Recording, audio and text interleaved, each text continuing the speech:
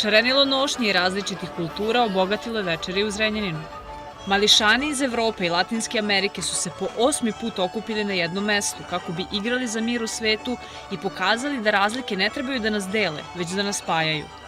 Ovo je prilika za nova poznanstva, nova druženja, već danas su sklopljena i nova prijateljstva i čak i ugovorene posete drugim zemljama, prilika da naše folklorno društvo učestvuje na drugim kontinentima, već prilika za promociju i grada Zrenjanina i naše države Srbije i to je ono što je sigurno za sve nas veliki uspeh. Bogati raznovrsni program je kroz kostime, muziku i priču pokreta sve prisutne bar na kratko sproveo kroz 10 zemalja sveta, a deca su svojim osmesima i energijom osvojila simpatije zrenjaninske publike.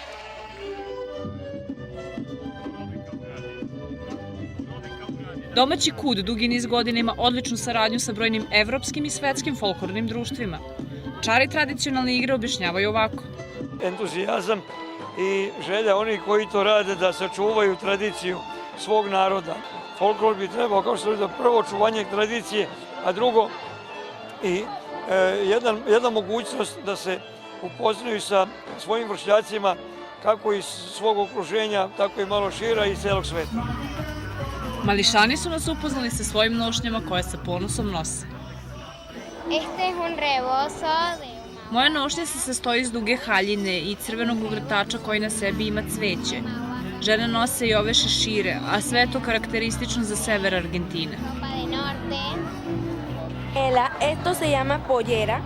Ovo je poljera de gala, tipična nošnja za žene iz mojih krajeva. Puna je karnera i neobičnih šara i uz nju se najčešće nosi dosta nakita koji je izrađen od zlata.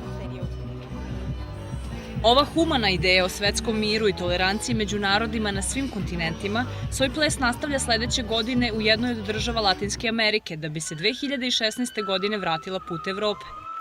Nataša Ivančev, Prva televizija.